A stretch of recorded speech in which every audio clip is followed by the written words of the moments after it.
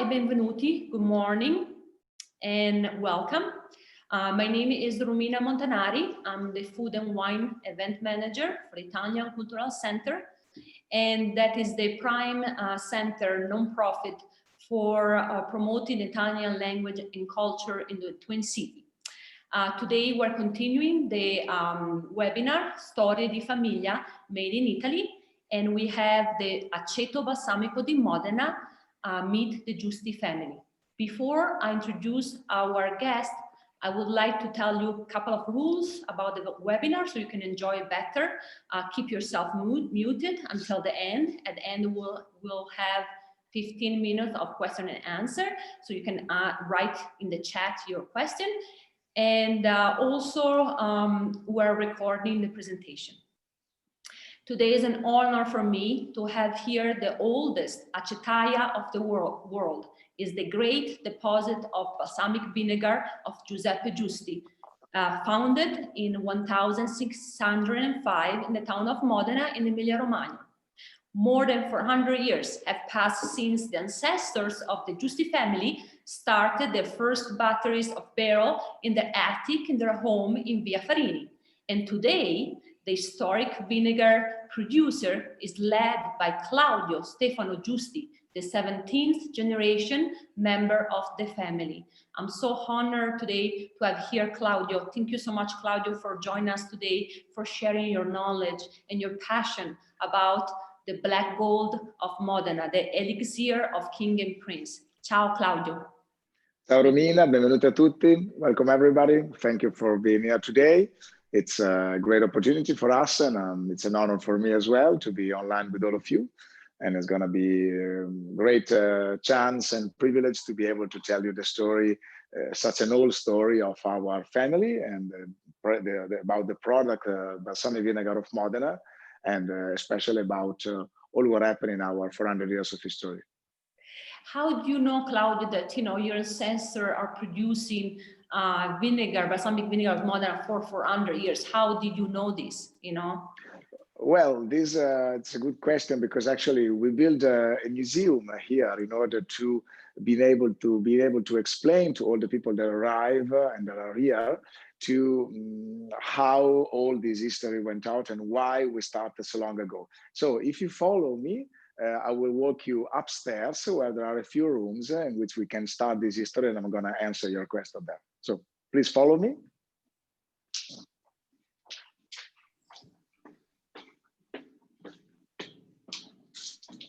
This is the first floor.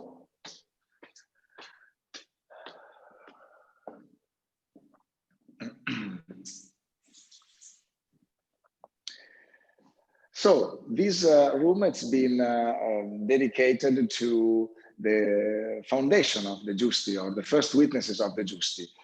I'll ask Eleonora to show to you this document. Actually, you might know that in the 1500 and 1600, Italy was all divided in a series of small kingdoms, duchies, and this is one of the foundation act of when Modena became a capital in 1605, especially actually in 1598, a few years ago. Statuto dell'arte, salsicciare e Lardaroli, città di Modena. Torna pure da me, così vi facciamo vedere. What happened is that the Duke, there was a Duke called Cesare Este, whose kingdom, whose ducato, non ho mai saputo, I never know how to say duchy, come si dice Leonardo? Duchy, was having Reggio, Modena, Este, a little town in Veneto, and Ferrara, an important town on the sea. Ferrara was of the duchy, thanks to the heir of the Pope, and the other two, Reggio and Modena, thanks to the heritage of the emperor. The dynasty didn't have male children, so they weren't able to pass the duchy from father to son, and so the Pope was able to take back to himself the capital Ferrara. So the Cesare Este had to move from Ferrara and chose Modena as a capital of this new duchy. And he didn't have any money in that time, because most of his tax were coming from the rich Ferrara, while Modena and Reggio at the time, they weren't very rich cities. So he needed to find some finance to sustain his kingdom, his duchy, and therefore he wrote down a census categorizing all the workers of the time of the area in various merchant guilds. And here we have the merchant guild of the salsicciare lardaroli. The Giusti at the time were also making sausages, meat, as often sausages, meat, cut meat. You know that Modena is a center also for this beautiful cut meat, prosciutto, mortadella, and all these salami and all these things that characterize the north of Italy. And they were also making balsamic vinegar, but they were making more money with the meat. And so they finished up, they ended up in this list of people who were already working at the time. And if we come here again, in the merchant guild of the makers of sausage and lard, Statuto dell'arte salsicciare lardaroli della città di Modena, it's in Latin, we have the name of Giovanni Francesco Giusti and Giovanni Maria Giusti, who were the Giusti of the time. And this document is actually, one part is from 1598 and one is from 1605. Here we have a letter that in 1613, one Giusti, especially Giovanni Maria Giusti, got the permission to sell his product already in Bologna. Please know that from Bologna and Modena, there are about 30 kilometers, 20 miles.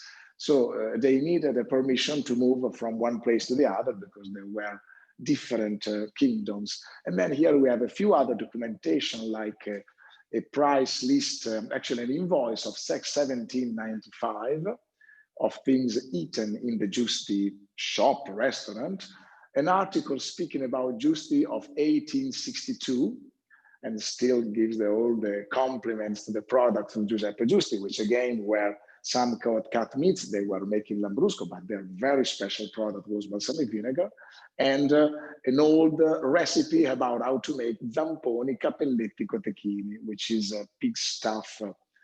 Here you can see actually Cesare d'Este, this man, this duke of the 1600, an old cask from 1600. So this cask, we believe it is about 400 years old. When I say we believe, is that because we do not have, of course, any invoice for the time. And I remember when I joined the company in 2005, this cask was still active.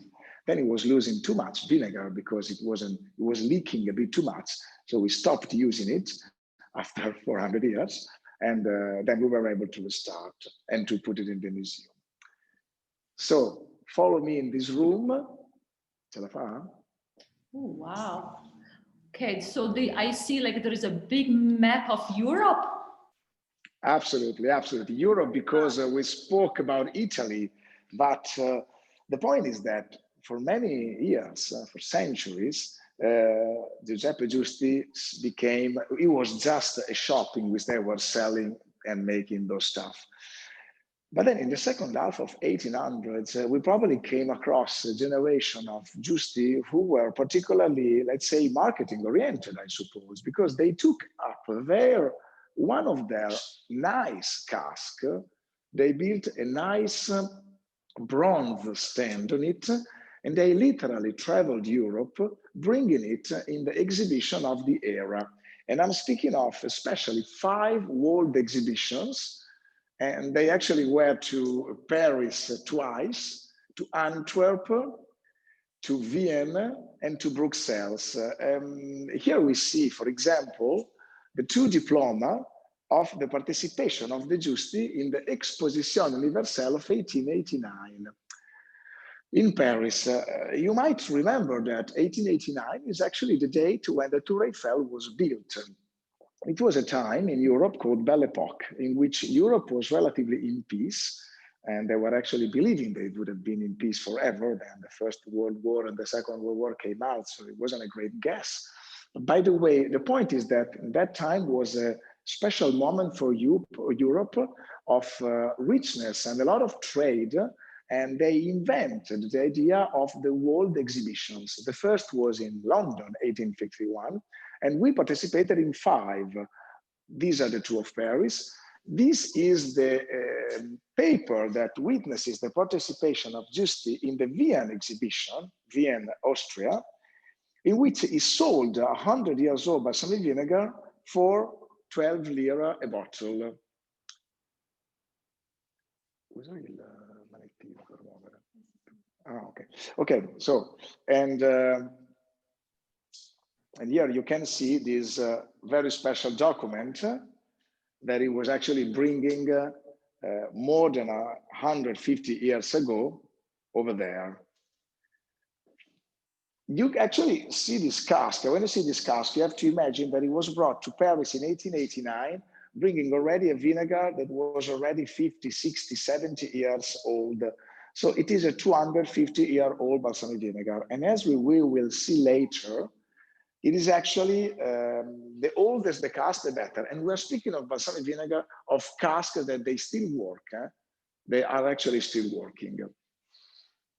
So it's full of vinegar. It's very hard to see it, actually, because we will need a lot of lights. You will have to come here to visit next time. And here you see the row of casks to which that cask belong: A1, A2, A3, A4, A5, A6, A7. Another little interesting thing, you can see behind here, there is a wood cask, which is from the 1700s.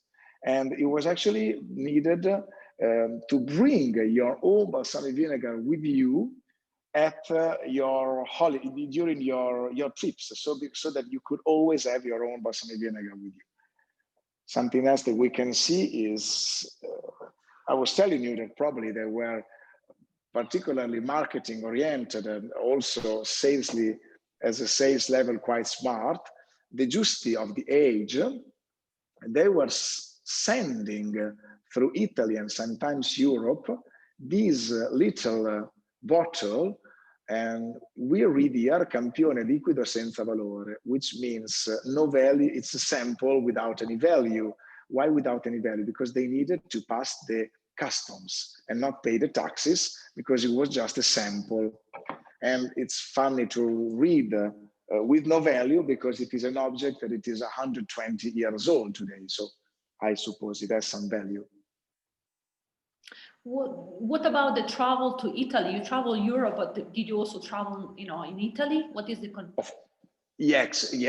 We actually traveled in Italy, or more simply, they had, I don't know how to say, connections in Italy. Like here you see, for example, there were various trips, especially in the north of Italy, where most of the trade at the time were happening. And here you see, for example, the fact that a Giusti in 1861 went to Florence. It's just exactly the year of the unification of Italy. In 1861, the Savoia kingdom, who was based in Turin, Piemonte, slowly took over all the rest of Italy, conquering the part where there were the Austrians, Spanish, and the Pope as well. In 1861, it concluded the unification, and the brother of the king, who was actually known as a loser, in order to try to become a bit more important, he launched a national exhibition in the new Italy, who was not existing before. It was only a geographical entity, but it became a political entity. He launched an exhibition in Florence. And probably what happened is that he wanted producers of fine things to be there. There was also some industry. So there was also people bringing the machines that were already created at the time.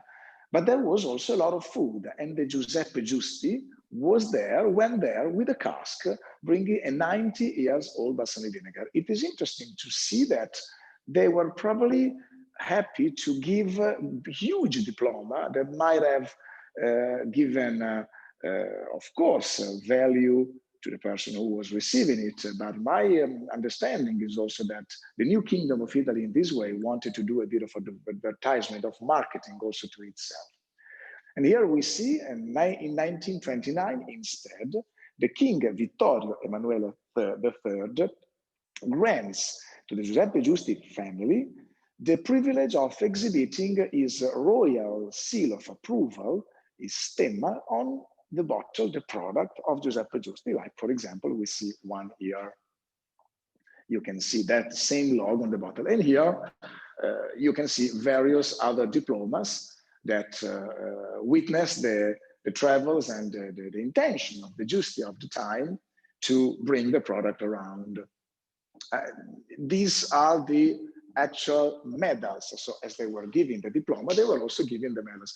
Please note that the Giuseppe Giusti of the time decided to put two pigs in this curious and funny structure to hold the various medals. It's something that if any graphic would do it, any graphic designer would do that today, it would be fired instantly. But it is funny because that's actually the taste of the time. What is the connection? Why Modena, and what is the connection with Modena? Well, Giusti are from Modena, and we have been there forever. We never moved. And in Modena, there is the shop. There is the place where everything starts. But then we moved the Acetaia in other places. And finally, in this house in the country, here you can see some pictures of the shop that you might see in Modena if you ever come here.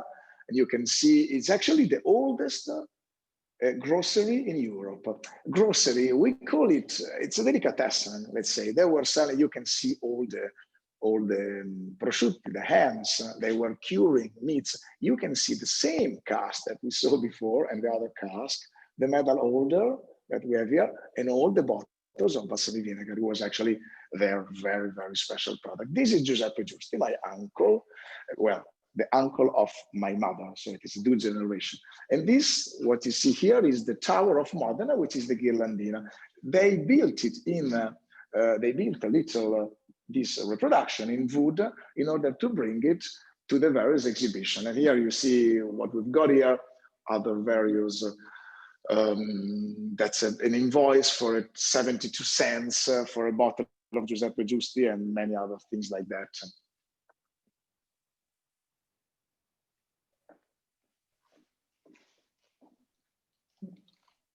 What does it remain, Claudio, what does it remain of all this history that you're saying? What does it remain, of all this history? The medals that you've seen and the Royal Seal of Approval have become the basis to build the image of the company, which was designed at the end of 1800, beginning of 1900. And this is what they designed. They took all the medals that you saw, they added the Royal Seal of Approval, they wrote Giuseppe Giusti in a very Liberty style, and they used that to create the headed paper. And here you see something very special. It's actually a stone, which is called lithographic stone. Litho means stone. And so they were using this to print those things. And then they started to put the balsamic vinegar into bottles and to create a label. Because before they were just selling it as it was in various glasses or sometimes in cask or putting in the bottles that they found. But they became a little, let's not say industrialized, but you know, when you are able to reprint the same label, that's the industry, that's the beginning of the 1900s, where they were able to have a certain serious work. And here you see the label they started to create, which is the same that we have today. Aceto balsamico di Giuseppe Giusti, Modena, casa fondata nel 1605, house founded 1605. The medal. It's funny to notice how the word aceto balsamico is bigger than the word Giuseppe Giusti, maybe because you were finding this in our shop. It wasn't born to be sold all around the world. They didn't even care about writing Giuseppe Giusti in the same way that they're writing in the logo.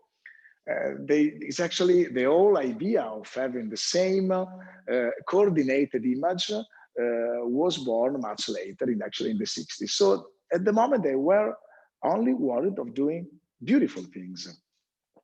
And here you see a cliche of the label, very old.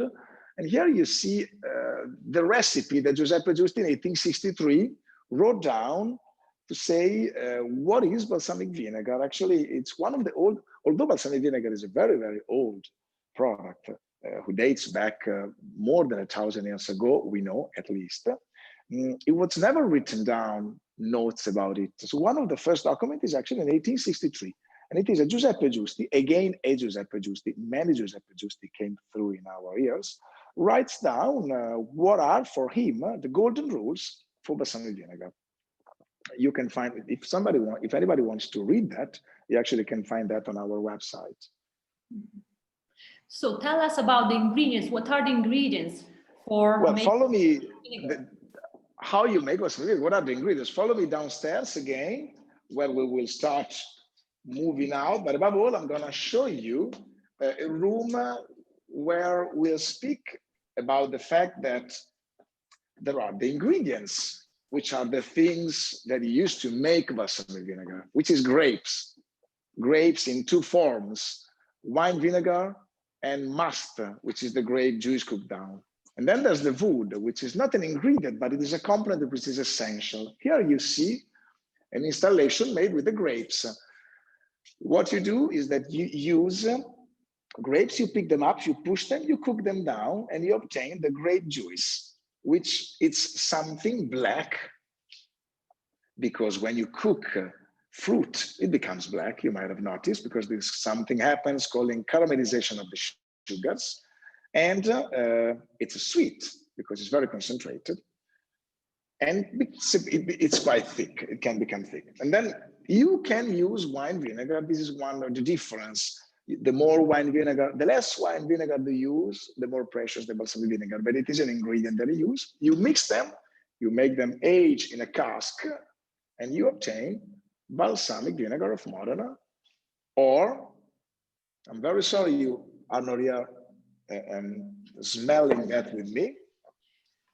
We are missing one sense, not two senses. You can actually smell your own aroma, hoping that it's quite nice. And this is the traditional. So grapes from our hill, white and black, it doesn't matter so much. And then here you see some ancient tools. But what's very important is the cask. Here you see a row of cask. The way the balsamic vinegar is produced is passing through a row of casks. And here you see ancient casks. Mm-hmm. What kind of grape? I saw some picture of grape, Claudio. What kind of wine, what kind of grape are you using? We use the grapes of the region, and which are called the Trebbiano, Lambrusco, Ancellotta, Sangiovese, Albana, Fortuni, Montana, and some others of this area. It is interesting to understand how grape is the raw material, but it's not that you need a better grape to make a better balsamic vinegar. Balsamic vinegar was born in this area because grapes were not given an excellent wine, were not given a superb and very expensive wine. And therefore they used the grapes to make something more, in order to make them last and not throw them away. They cooked them so that they could last. Otherwise, any fruit ferments. And what happened more than finding this grape juice cooked down in the air, even if they tried to preserve it, sometime it went off and then started to create a vinegar, which became the balsamic vinegar, with a process that I will tell you. And it's born from the fact that the grape are not the best grape in the world. They are right for the balsamic vinegar. Okay, tell us how is the balsamic vinegar produced? You know, I know that it takes so much. Sure. You have seen already the casks and the way they are organized. So I'll ask you to follow me where it's very cold in this season. Nice. You have such a nice outside too, especially in the summer. I know it's winter time there, but I know in the summertime it's so amazing. Like in the summertime instead is very hot. Like the point is actually this, that now what we're gonna see is the balsamic vinegar. Here we are outside. It's dark. It's winter, and winter is when the balsamic vinegar rests. Thank you, Romina, because in Italian you say decantare, and decantare is what you do when you leave a liquid. Well, we're going upstairs. We're going upstairs because we need the roof, because sun beats on the roof and makes it very hot in the summer. And in the winter it's cold. It would be cold even downstairs. But balsamic vinegar, differently than wine, needs two different temperatures, very hot in the summer, very cold in the winter, which is actually the weather that here in Modena, Romina, you might remember. It's a terrible weather, so I don't know exactly where you are geographically, but you probably are better there than here. That's a wonderful time for balsamic vinegar, disgusting for people. In fact, now there's a lot of fog. I miss the fog. Yeah. Actually, I miss the fog. I know that it's crazy, Should. but I miss the fog too. You should. I recently relearned that smog is smoke plus fog. So no, but now there's not a lot of. Sorry, this doesn't. I know there is not with what we're talking about. There's with the COVID. There's less smog and more fog now. By the way, let's come back here. So this is a very beautiful room. I'm very sorry you're not here with me. I hope you can catch the magic of what's around, because I am surrounded by more than 600 casks, which date back to mainly 1800s, some of them 1700s, and some of them, we presume, 1600s. So we're speaking of pieces of wood that have been containing balsamic vinegar and are working, have been containing balsamic vinegar for 200, 300, 400 years. And it is great. Like it's what gives the flavor to the balsamic vinegar. So if we come here, I'll try to tell you how balsamic vinegar is made. Now I need your full attention because it's quite complex. So what you do is you organize wood. There's wood and aging and fermentation. So you organize a row of casks of different capacities: small, 20 liter, big, 80, 70 liters. It's very artisanal. So the smallest could be 15, the bigger could be 90. And then in the middle, do your own calculation to do the half size, right? At least 5, better 6 or 7. So the idea is to have grape juice and to make balsamic vinegar. So you all know that wine is made from grape. The grape has a first fermentation. It's called alcoholic fermentation. What happens is that the yeasts present on the skin of the grape, thanks to the action of a certain bacteria, they become alcohol. And this happens naturally for that yeast for a certain temperature. If you don't do anything, this alcohol, if it's warm, it's eaten from another bacteria, which is called the Acetobacter, who eats the alcohol molecule, adds a molecule of oxygen, releases a molecule of water and a molecule of acid acetic. So what happens is that from sugar, the initial is sugar. Sugar of the grapes becomes alcohol, and the alcohol becomes acid acetic. It's called first fermentation, second fermentation. When you make the wine, you want to have the first fermentation. All the people in the world, any fruit, potato, juniper they tried to make something with alcohol because they were happy, they became drunk and they were happy. That's actually why wine and all these things were invented all over the world. Then if you don't, you have to control it. Otherwise the second fermentation starts. And how it happens here, you cook down the grape juice and you obtain this liquid that we have seen, which I remind you, it's black, quite sweet and thick. You fill all the cask up to the 80%.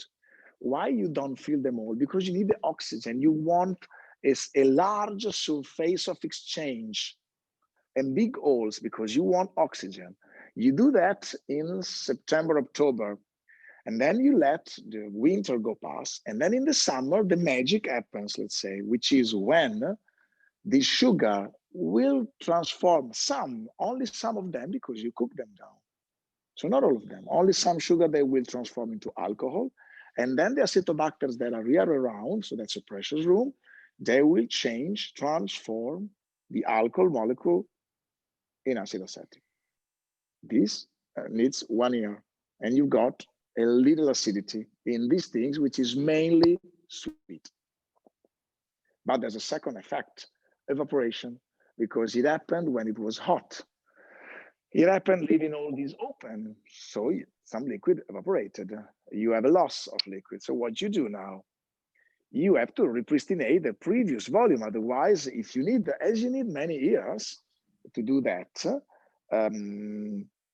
you risk not to have any liquid left. And so you need to take another vintage, wait another vintage, take more grape, cook them down and repristinate the previous level. But the strange thing is that instead of throwing all the liquid in the same cask, you want to have the last cask safe and with the same liquid and not make it younger. So you draw it from the second last, and what you've lost in the last cask, you draw it from the second last. The second last, you draw it from the third last. And then you go backwards like that. And in this cask, you throw the liquid of the new vintage. You do this for 1 year, 2 years, 3 years, 4 years, 5 years. After 8, 10 years, what you've got here start to be very good. And then you can draw some liquid from here. That's actually the balsamic vinegar. Before, there's not much. You can simplify. Here you've got beautiful cask with each of them. They mean something for us. This, for example, has got something that we call manine od orecchie, hands or ear, because they were useful to lift up this cask with ropes like the one that you see on the wall. Then there are other things like these. Some of these casks, they are built by a double layer of wood, because it's so important that they are old, that when they are too old, they don't work well and they are not able to contain the liquid anymore. You build another cask around it. Then you've got stones that were used to close, because they were closed in many ways for many reasons. And they are all organized in batteries. So every year they release only a certain quantity, as you see. I've pushed in all this time on the concept that they need to be old. You might wonder why, because you would be surprised to get into a wine canteen and find old cask, because there they are new. Because when the wine goes in the cask, it goes in only to obtain the tannins there are in the border of the wood, and then when it's eaten by the alcohol, the wine, then you need to, I don't know if you've ever seen, there are actually men who get into these big wood cask barrels, 5,000 liter, and with an ash, they open up and they take the new layers of wood, because they want the new wood, while we want the old ones. Old wood, because the more the wood is impregnated and eaten by the balsamic vinegar, the better it releases its flavors of fruit. Because something very interesting is that all these casks, they are of different wood. The smallest often is of oak. The biggest often is in mulberry. And then in the middle, you've got juniper, ash, chestnut, cherry, each of them bringing their distinctive flavor, so that the final one gives the final flavor. This, follow me to show me, I'm gonna show you more woods, because the smaller the cask, the more precious the balsamic vinegar. But then you can actually, each of you have seen balsamic vinegar that they not only cost €1 million the liquid, and so the bigger the cask, let's say that easier it is, although here we're speaking of barrique 220 liters. So here you can see, here you mix wine vinegar and grape juice. So if you want to speed up a bit the process that I told you upstairs, which of course creates an extremely valuable product, you can make it a halfway, adding some wine vinegar and aging it in a cask for years, 6 years, 8 years. It still comes a great product if you age it many years, but it is less complicated and it can be a bit lighter. But then you can go on bigger casks like these ones. So let's say the bigger the cask, the more simple is the product that you obtain. And then you can mix all of them around to create various qualities. I had a question about, like the oldest vinegar that you have. How old is the oldest vinegar that you have, and have you ever tasted one that old? And how? Well, we sell, in order of what we sell, we have created the category 100 years old. Wow. But we have casks that are 300 years old. So by the way that the balsamic vinegar is made, the fact is that you cannot exactly say that the balsamic vinegar is 123 years, because if I put it into a bottle, okay, it's there.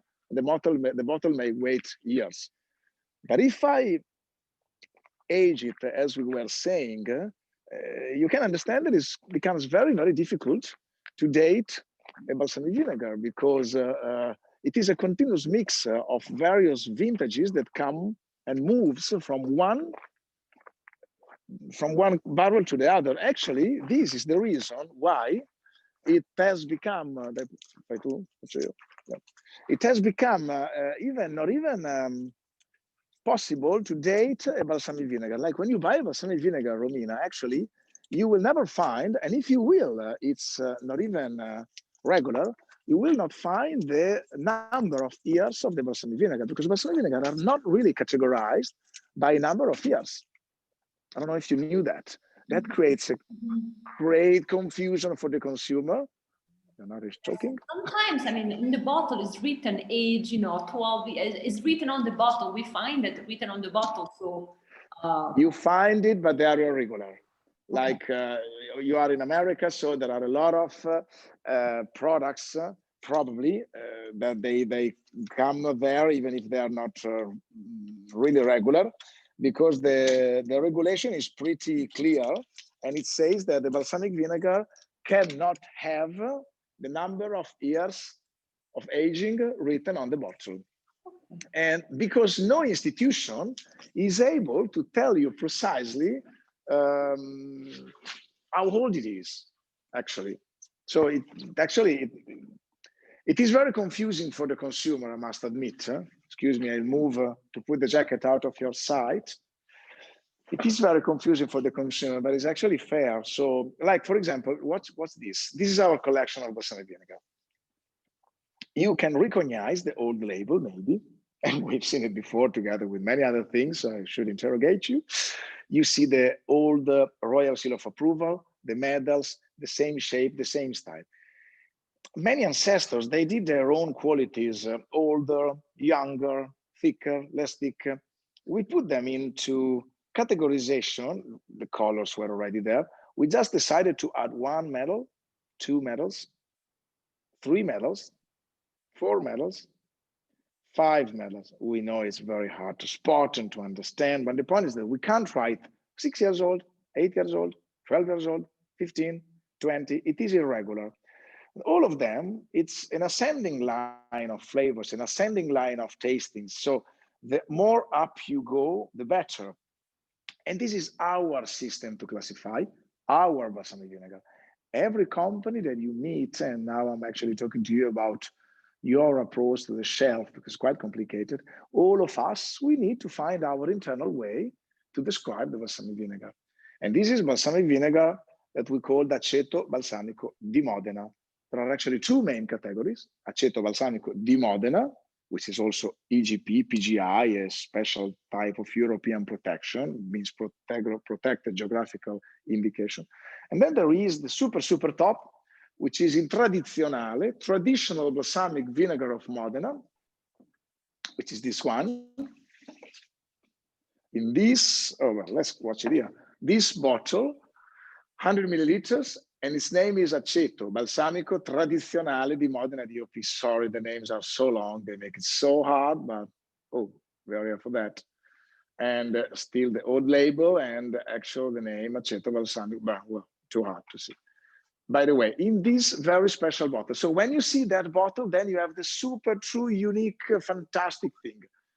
Unfortunately for you, this product is so special that it's hardly found at less than $100 the bottle. The other line that we've seen here, you can see the spread all over here. It's from $10 to $80 the bottle, and it's 250 milliliters. The world of balsamic vinegar is complicated to find, to understand when you are in front of the show. So if I taste with you some of them, if I taste the first, I will find a balsamic vinegar, which the one we call 1 silver medal, approximately 6 years old, I'm saying. So I'm trying to show you the thickness. See, it's half liquid, half thick. And it has a good balance of sweetness and sourness. Then the more I go up, I'll go with the second. Oh, if any of you wants to understand better, they'll just go on our website, Giusti.it. and they will see what we call the historical collection, these 5 vinegars, which we call 1, 2, 3, 4, 5 medals. You will see there a bit better. 2 medals, white background, gold labels here. And I can see that's a bit more thick. And at the taste, it has a bit more spicy notes. It is a bit more thick. And then I come here, and I've got something that we call the 3 medals, red label. It is the choice, very thick, very sweet.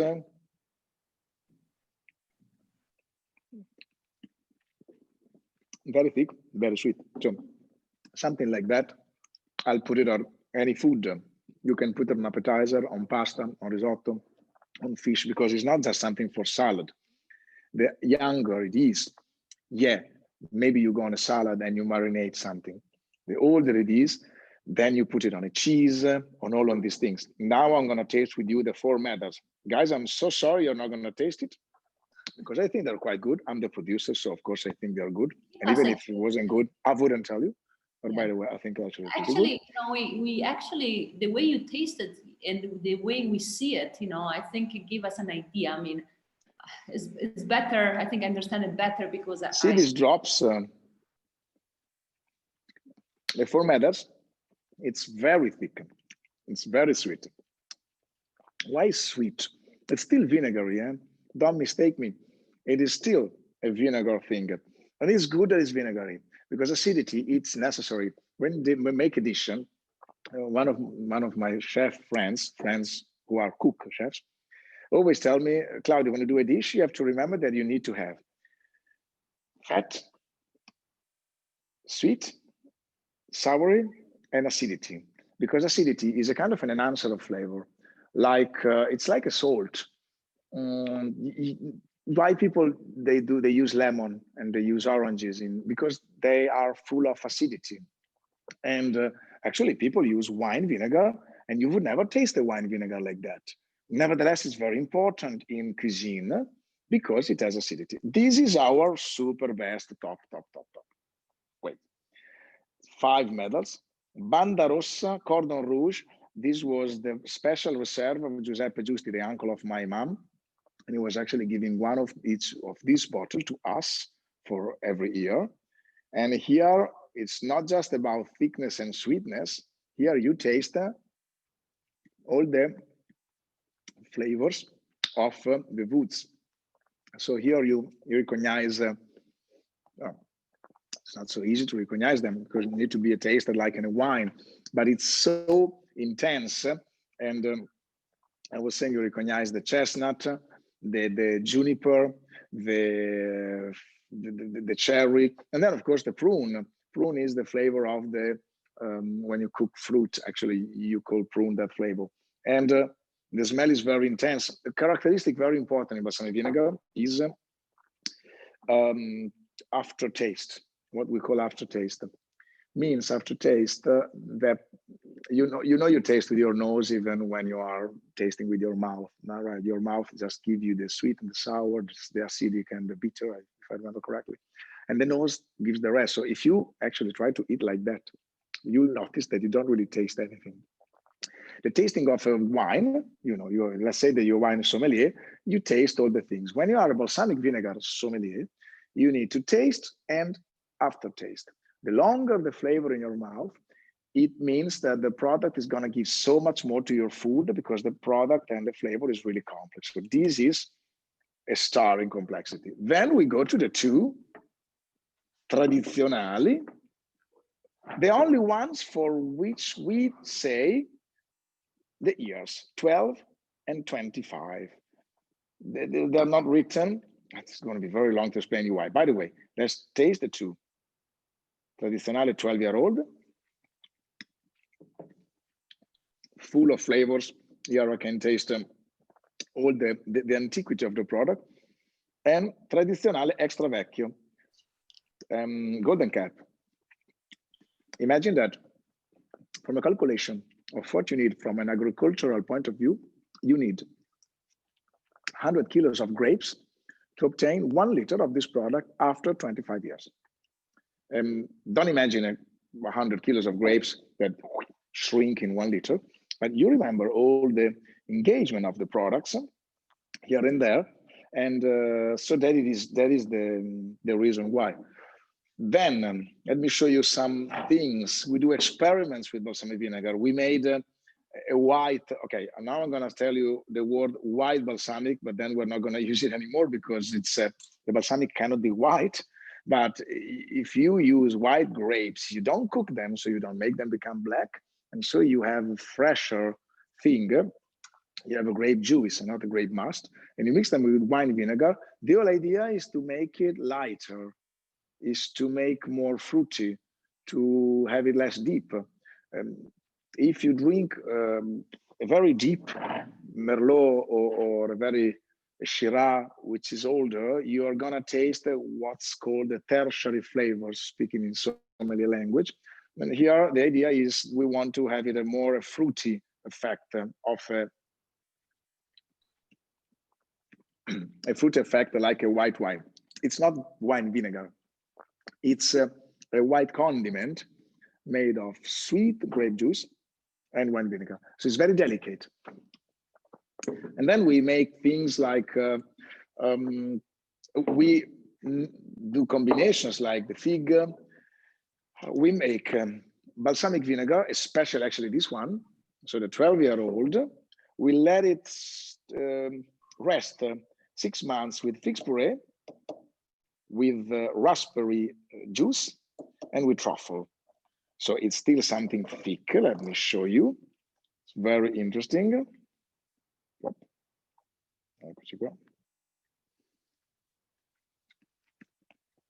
So here you can taste the fig.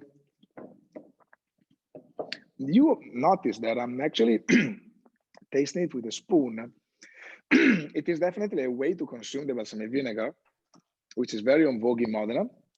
It's good before your appetite, before your dinner or after your dinner. So it can be a nice finish for a dinner because it really leaves you with a nice taste. And then of course there's the truffle. Or as an appetizer, it helps you to open and prepare your stomach. I've got a friend who every time he is upset with the stomach, he likes to add balsamic vinegar. I needed to show you the 100 years. Eleonora è qua? Aspetta che guardo se ce n'è.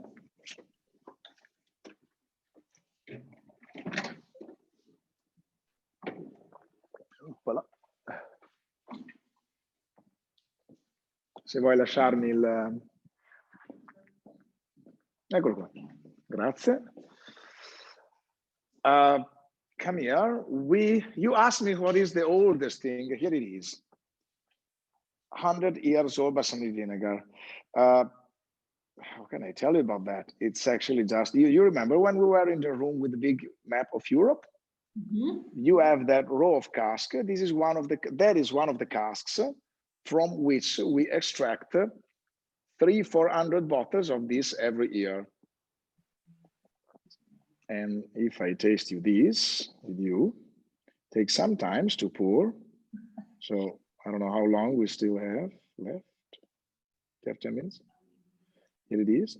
It is extremely thick, complex, rich, full of flavors. So,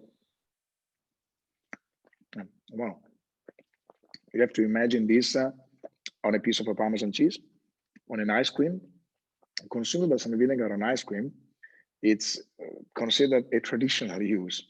It's not even no, dai, lascia qua che ti aiuto, se no. It's not even a complex use. It's the uses of balsamic vinegar are actually very various. There are many different possibilities. Thank you, Claudio, so much. I mean, I feel like I'm tasting the vinegar with you. I just feel like I just want to have some, you know, because it tastes so good from your expression. Thank you for the presentation. I mean, we learned a lot. I have some questions here for you, okay? And, you know, if people want to kind of unmute themselves, there is a question about, you know, if Stefan Kribari want to ask his question, otherwise I will ask it. You can unmute yourself. Are the casks charred on the inside? Excuse me? Charred? Romina, I understand, but I don't know what does it mean. Roasted. Carbonizzato. Carbonizzati? No, they're not. No, No, sono they're not. naturali. When I visited Modena, I went to a producer that had a series of larger to smaller casks, and I believe he had 7. So when he reduces and moves it into a smaller, does he still add more grape juice as it goes down Yeah, per cask? it is exactly the. I'm very happy that you visited a producer in Modena, first of all. That's great. And yeah, it's the series of casks that we were watching before. They are from the big to the small. They can be 5, 6, or 7. So you saw a series of 7 casks that we call batteria. And you add the new grape juice every year to the big cask. So you draw from the small cask, and then what you've drawn, you repristinate, refilling with the previous cask, and then what you've lost now in the previous cask, you refill with that. That happens straight away, yeah? Like I do it in February, wow, I start. Okay, I take 1 liter from the last cask, and then I move 1 liter from the second last to the last, so that my last was 15 liters full. It becomes 14, then it goes back to 15. And then the second cask, it was 20 liters full. I take 1 liter, floop. Now I miss 1 liter, but I also miss the evaporation of this cask. So I go backwards, and only in the big cask at the beginning, which is emptied partially to refill the second one, only that one will be filled with the new liquid, so that the new liquid stays far from the small one. And in the small one, you've got not the most precious, you just got the vinegar, the only one that you can extract. So is it still 80% of juice in the bottle or in the cask? It's not that. It's any family can do. Like, the rules are very wide. You have, oh, sorry, I got now. Yeah, you always repristinate to the 80%. I thought you were speaking about percentage of wine, vinegar, and grape juice. Sorry. Oh, no, thank you. Thank you. Thank you. I have another question from David Yaroussos, if he wants to ask it. Okay. I'm wondering, do you have to add any yeast or bacteria to control the process, or does it just progress from the naturally occurring yeast and bacteria? That's a good question.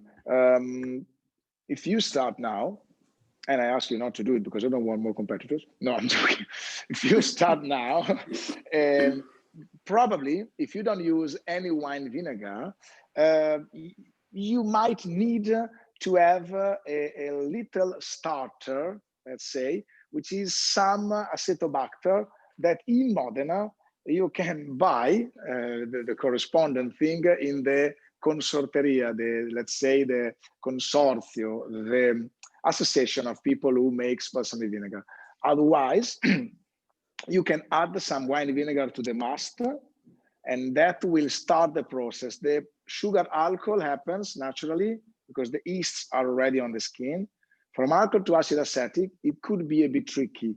And that's why you often use some wine vinegar for the starting.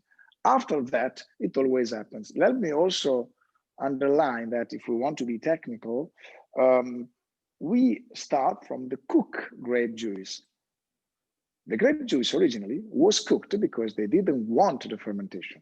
So that's why the process is so slow, because it is the mistake that have happened many, many centuries ago to something that they had done in order not to have that result. How wine vinegar was created, probably for what I know is that it was first time used by the Egyptians 7,000 years ago. Wine was there, it went off. So the alcohol, when it's there, waiting, it's easy that the acetobacter comes and transforms it into oxygen. Think to what you do to your wine. if you have a bottle of wine, the bottle is closed. Once it's open, you need to drink it in short time. First, because you probably open for a reason and not to be there waiting for you. But if you don't drink it for a month, it's not good because the oxygen went into it. And what happened? It actually happens, the reaction that I was explaining before, which is aceto, which is alcohol turning into acid acetic slowly with the oxygen, with the air. So what you do, you put the cork back, possibly you pump out the air, so you have less oxygen, and you keep it cool. Why cool and not hot? Because the acetobacter need warmer weather because it needs energy to perform this operation. And that is why we have our casks upstairs and not downstairs. So upstairs in the summer is going to become very hot, which is why winemakers, they will keep their cask in cellars under the ground where the temperature is more controlled, preferably about 15 Celsius, I don't know how many Fahrenheit. And which is why, that's also interesting, a bottle of balsamic vinegar does not expire.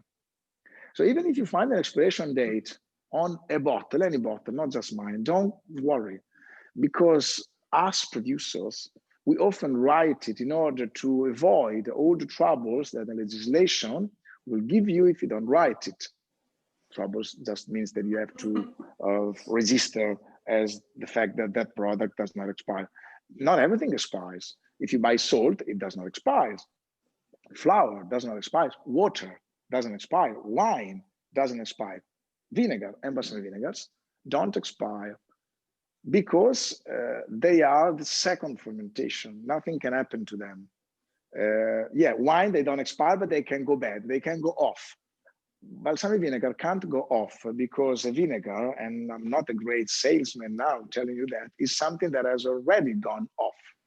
Because going off means decaying, performing the last thing that can happen. If you take your apple and you leave it on the bench, you do nothing, sooner or later, fly will get created and it will become alcoholic and acetic. And going off, if you taste the rot part of the apple, you will taste a slightly sparkling acidic sensation. That's the acidic. I'm really a bad salesman. I don't know. You have to do that instead of me. We have more questions. Thank you so much for this question. We have more questions, Claudio. We have from Deb Bomer. If she wants to, ask her question, she's welcome. Okay, I think he just answered it for me, didn't he? Yeah, I was afraid that my I had balsamic vinegar here for maybe 10 years. I just opened it. It's great. It's better. Okay. Yeah. I can still add something because you might wonder, was it good to wait 10 years? Well, if you have a wine is much more alive than balsamic vinegar. Wine is a fresh product. So in 10 years, to a wine bottle, things happen. The wine changes. It might improve. If it is a sparkling wine, it will not improve. So if you've got a great bottle of champagne, drink it. If you've got a great Bordeaux or a great Shiraz or a Cabernet, you can wait. It can get better. Balsamic vinegar doesn't really get better in the bottle, a bit, but not 10 years in the bottle. They're not like 10 years in the cask through the operation. So don't imagine that you buy a balsamic vinegar that is young and you drink it and you open the bottle 3 years later and it's 3 years older. It's not, because aging in the balsamic vinegar is done inside the cask with a lot of air, with a important system of movements of hot and cold, which in your bottle does not happen. But surely it's more than safe. Like olive oil, no, if you open a bottle of olive oil 2 years later, it's gone, organoleptically speaking, it's much worse. Okay, thank you. Grazie. We have Lauren Smith. She wants to ask her question.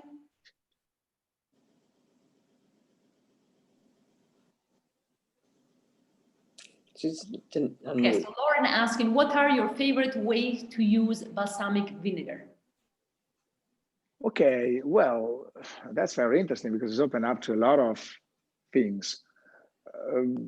The most classic and actually super way to use balsamic vinegar in Modena is to accompany it to a Parmesan cheese shave.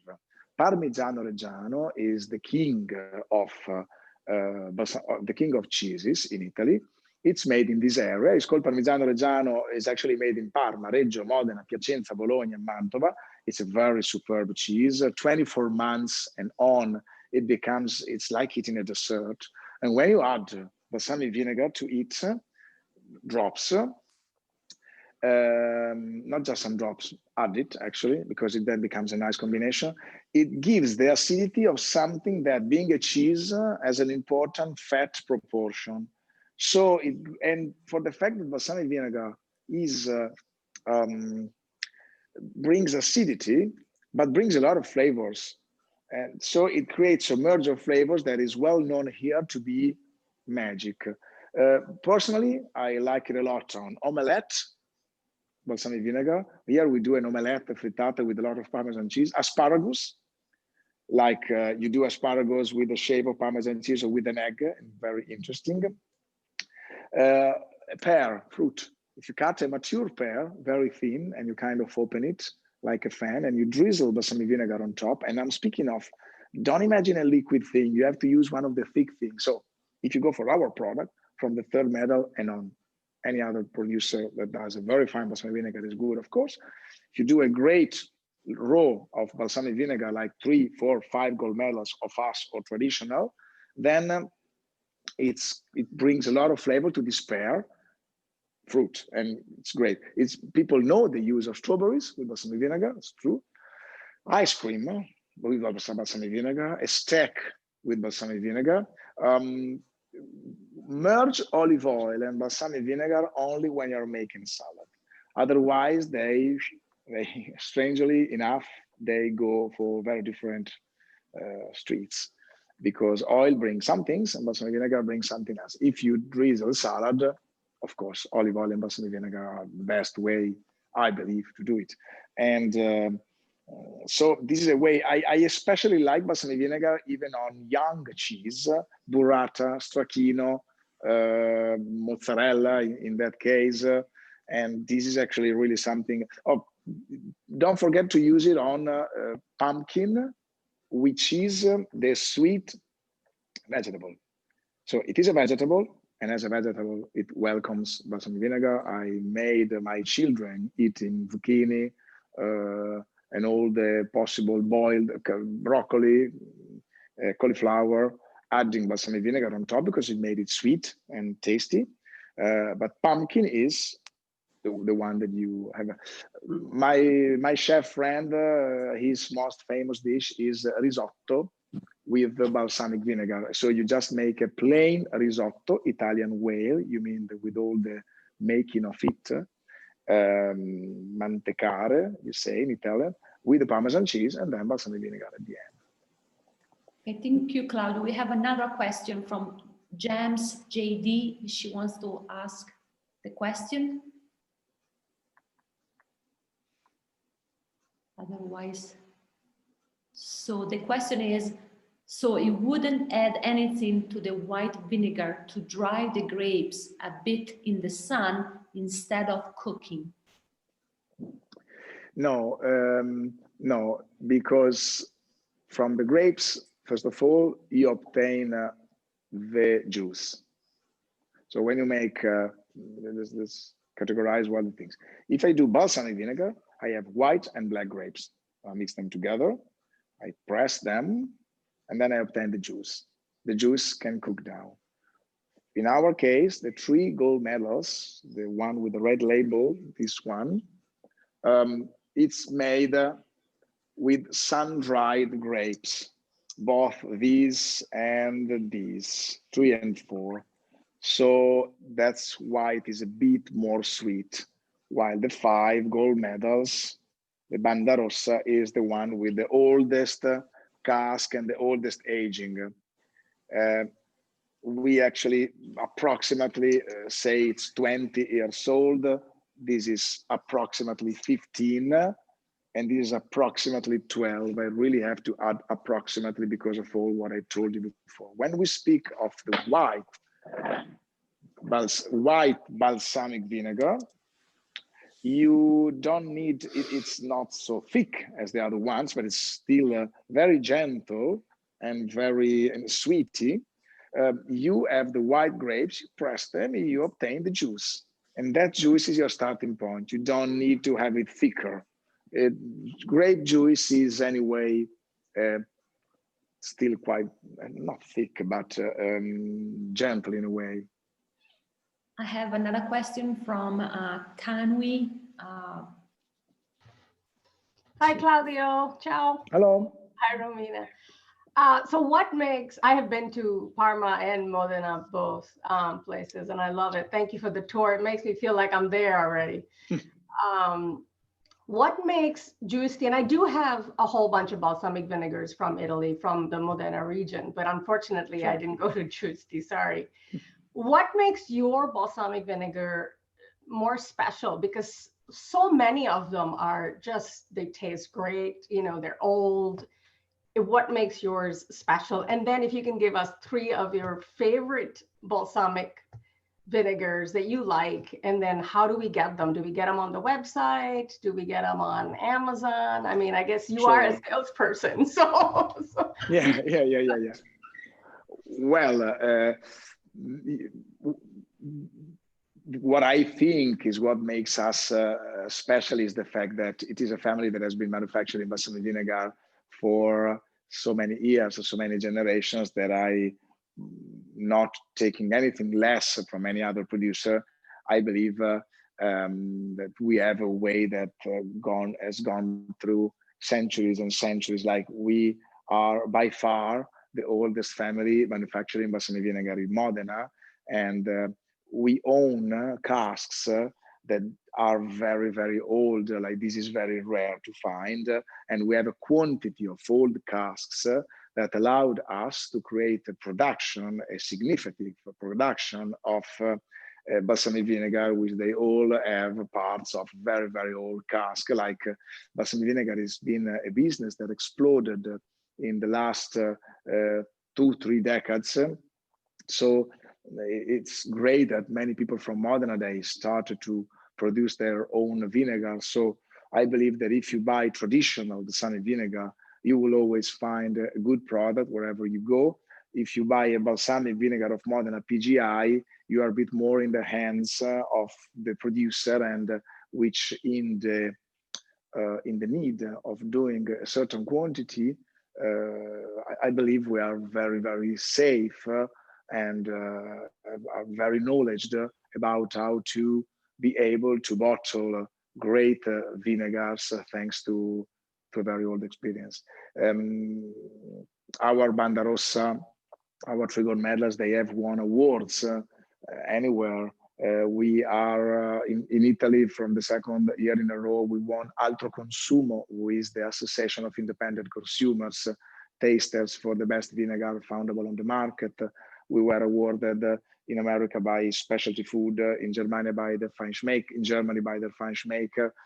Balsamic vinegar does not have a collection of tastings so spread out like the wine, which has a lot of course, from Wine Spectator to many other groups. For balsamic vinegar, no, because tasters are mainly Modena, but there are associations that here and there, journalists, they go and taste, and we've always come out in the first positions, if not in the first position of those rankings.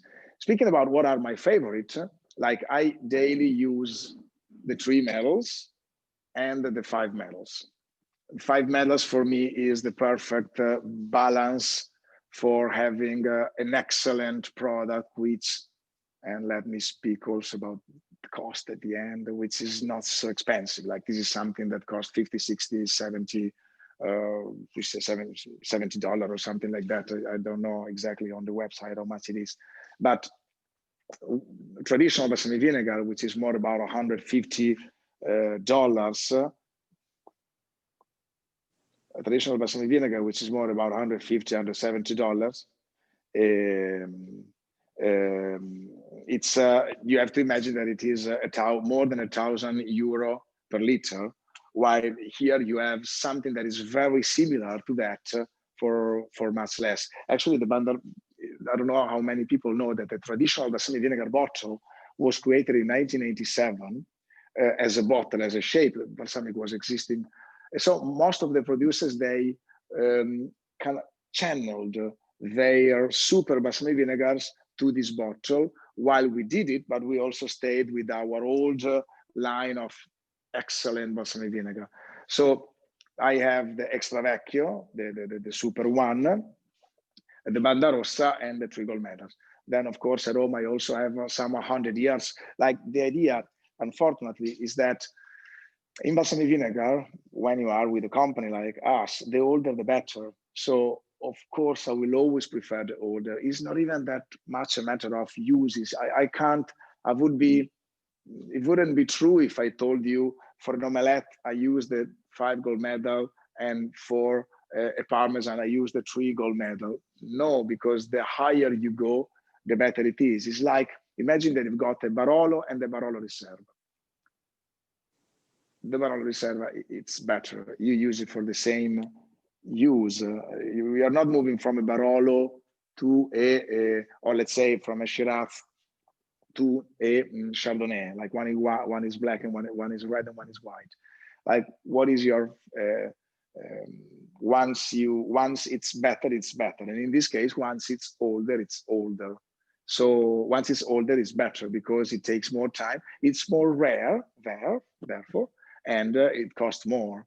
But my idea is, if you're interested, get what you can afford, I believe, starting from the 3 medal on top, possibly the 5 medals, and because you don't need that much on a dish, and it can last you a lot. And I think it gives a lot of value to a dish. It's not like olive oil that you finish the bottle quite quickly. Above all, it's not like wine that in the evening, hopefully for all of you, it's finished. Okay, thank you, Claudio. We have another question from Fletcher. Elizabeth, she wants. Yes.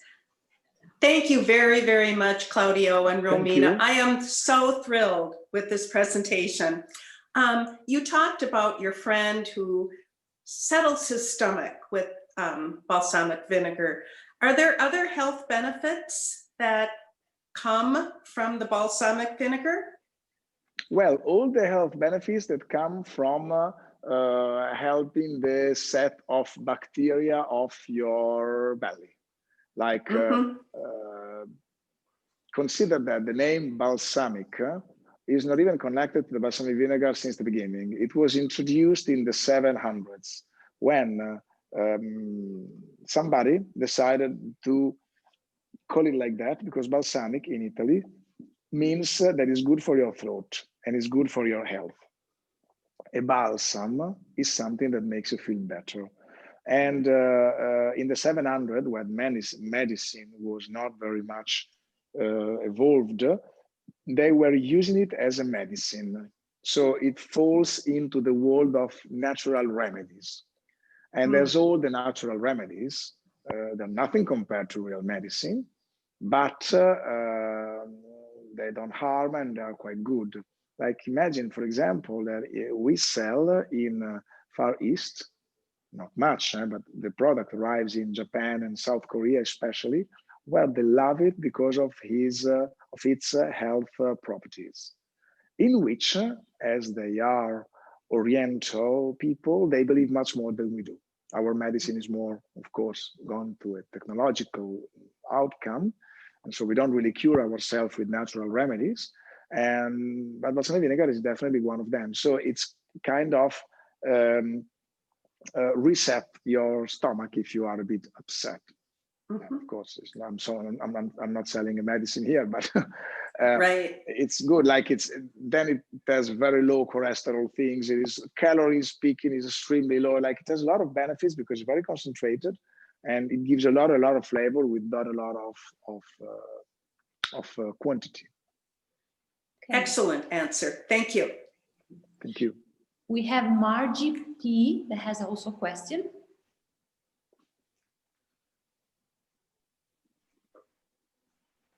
Okay, so the question the Margie is asking is, in America, we have a lot of balsamic vinegar shops that sell in bulk.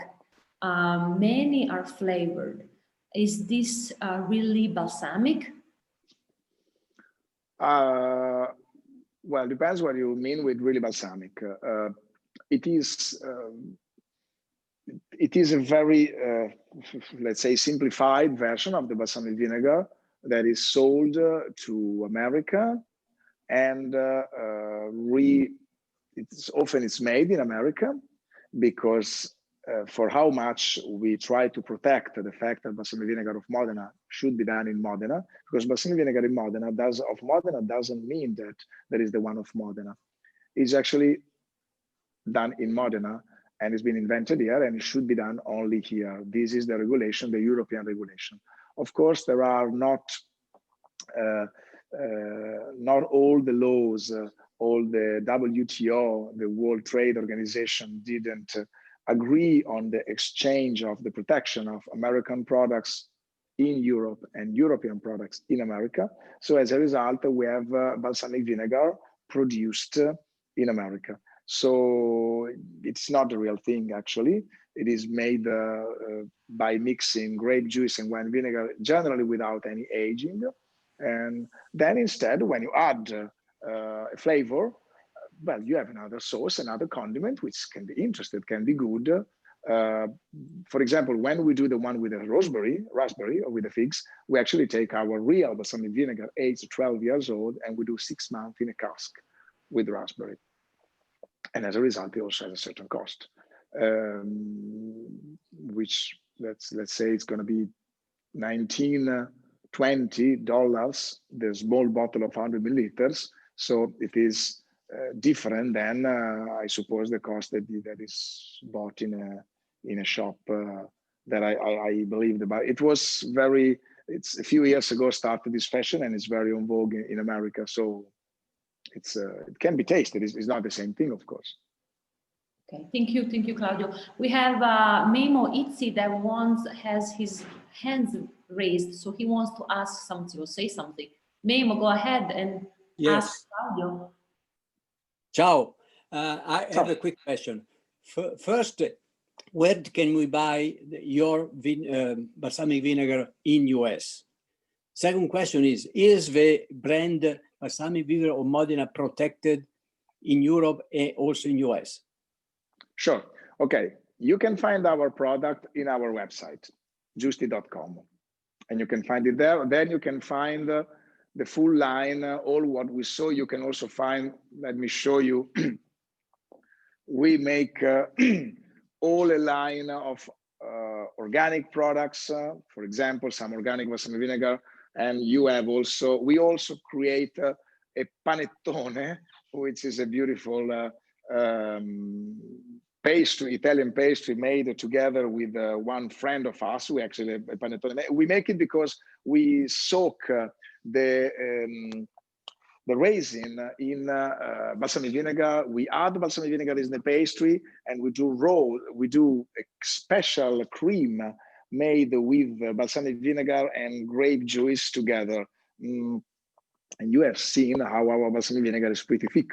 So don't be scared, it's not something acidic, because you must know that when we say we make a panettone with balsamic vinegar, people say, oh, disgusting. No, it's not disgusting, otherwise we wouldn't make it. It's actually extremely good. What did you ask me? You can buy it on giusti.it.com, same thing, where you can find the full line. Otherwise, the product is also available on Amazon US, because we have a collaboration with a partner in US who brought a lot of our products, the 2 medal, the 3 medal, the 4 medal, the 5 medal, the traditional balsamic vinegar, and in Amazon. And so easily, some of them are also on Prime. So there you're going to find simply what you need. I know that Romina will send you a newsletter on Monday, and we wanted to invite you, if you wanted, to our site with that mail, and we will offer you a discount for the first buy if you'd like it. So tell you that, so that you can maybe take advantage of that if you like it, of course. Otherwise, the product is available in US in places like William and Sonoma, in some but just a very, very limited choice, in some delicatessen, very beautiful delicatessen here and there in US. I would have told you also in Dina De Luca, but Dina De Luca didn't end very luckily recently, so no, don't go there. So this is it. Grazie tante. Grazie, Prego. grazie. Molto interessante. Grazie, grazie. Lei di dov'è? Where are you from? Io sono mantovano, però ho vissuto a Parma per Accidenti. 10 anni, quindi io ero vicino a Modena. Da quant'è che si è spostato? When did you move to US? 40 anni fa. Accidenti. Ok. Lucky you. Claudio, un'altra domanda. So I have another question. Okay, my cousin in Switzerland is in the Accademia Italia. What would be a unique, more unusual balsamic of yours to send her? The most unusual, I believe, are what do you mean? Like if she could choose one? Yes, I think she wants to send a present. I'm guessing she wants to send a present to Switzerland and she wants to choose something that is unique, more unusual. If she can, of course, the most unique stuff are traditional balsamic vinegar and the 50 and the 100 years. These are definitely, even speaking of presents, it is a beautiful case with a numbered plaque. Each bottle is numbered from 1 to 400 or to 500 according to the year. Yeah, of course, it is. Speaking of uniqueness, that's the top. Otherwise, of course, the traditional balsamic vinegar, the one that we see there, if she shipped to Switzerland, it's gonna be shipped from Italy. Is also so simple actually. Once she inserted the shipment address, she can also see how it is. So otherwise, I would stay on the Banda Rossa, and you have a normal pack, like what we call the Champagnotta, which is our most designed bottle, the one that is really represent us as best. You've got a small possibility of the 100 milliliters, so it's available in 250, in 100.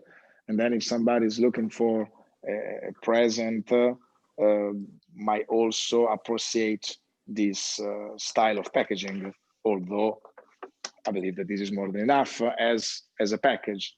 But again, the more you go in balsamic vinegar, the more unique it is. Like 100 years old is sold in 400, 300, 400, 500, according from the year, how much we extract units every year. So it's extremely rare to be found. Thank you, Claudia. I think we covered all the questions. So I just want to thank you so much for, being here today and dedicating all this time, and your knowledge is amazing. You are, the Bible of the balsamic vinegar of Modena, you're so good. Thank you so much. And also for all people that participating to this event, just, wait for the Giusti family provided us with a discount. So I will send you the discount in the email, and then, the link to their website. So if you want to, buy any product, at least you have an advantage. And also some people will receive some recipe, from the Giusti, created from the Giusti family. So Claudio, if you don't have anything more to say, I just want to thank you very much for everything that you did. We're looking forward to come to Modena, especially me, and I can't wait for the 2021 to arrive, and for me to come and everybody else to come and see your beautiful balsamic vinegar production and store. So thank you so much, and thank you for everybody for coming today and stay longer and asking so many beautiful questions. Okay. I'll leave you with a couple of information. The recipe we have asked to our very good friend Luca Marchini, who is siamo ancora collegati? Who is a Michelin star from L'Erba del Re, one of the best restaurants here in Modena. We are good friends, and I asked him a collaboration to create a recipe, and he thought of something a bit unusual, which is ramen with a certain ingredient soaked in balsamic vinegar. So it's going to be very interesting. And check out also his place, which is a very good one. Speaking of visits here, it is actually true. Like, I don't want to say it just looks like politeness. We are very happy if anybody comes and visit here.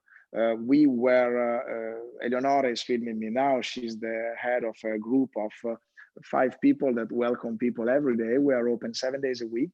We really make out of it. It's a promise that we wanted to make at the beginning, like that anybody who would have been interested in balsamic vinegar, they could come here and visit us. It's really special to show the casks. So the casks physically, believe me, they are amazing. Here we love nice things. We've got beautiful cars. This is the land of Ferrari, Lamborghini, Bugatti, Di Tommaso, Maserati, Ducati, and we watch our old casks with the same eye with which we watch our beautiful cars. So they're really beautiful. So if it happens to you to visit Modena, which is a wonderful town, let me remind you that Massimo Bottura, the chef from Osteria Francescana, voted best chef in the world a few times. He's here. It's really not far from here. I have a good friend. And it's a place where you eat wonderfully. Just ask Romina, and that's really easy. Easy to say for many places in Italy, but let me be biased on that list. Modena is really one of the best. And I have to add that actually you appreciate more the food once you leave.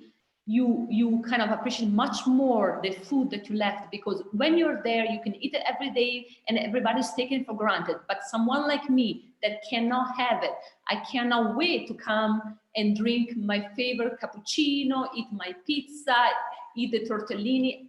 It's just, you appreciate much more, I think, once you leave Italy, because the Italian people are so lucky to have it every day, you know? So yes, the idea is visit Modena. It's really worth it. It's a very beautiful, small, medium-sized Italian town. If you come to Italy, please go to Venice, Florence, and Rome. Don't miss out those amazing wonders. But if you have a chance to also visit a smaller town where you actually see how Italians really do live, Modena is a really interesting place. Very beautiful, well-kept, and with amazing food. And there are Parmesan cheese companies, wine companies. We organize for our visitors, if they like, a tour to visit all the enogastronomic tours. So it's really something that I'm with no, I'm not afraid I'm not afraid at all to insist on that, because it's really a great place. And we would really be welcome to you to do the visit. The visit is 1 hour tour, free. It's important for us to make it free because we want the more people possible to come. It's a 1 hour tour around in which we explain what you already heard, but maybe you are here with the family, with the friends, and it might be nice. So don't hesitate to do it. Grazie Claudio. Grazie a voi. Grazie a tutti. Arrivederci alla prossima. Thank you so much, everyone. I hope you enjoyed so much. I just loved it, and I can't wait to come and see Modena again and see my family and see you in person. Thank you so much, Claudio. Bye Ciao bye. a tutti. Grazie per il vostro tempo. Thank you for all your time.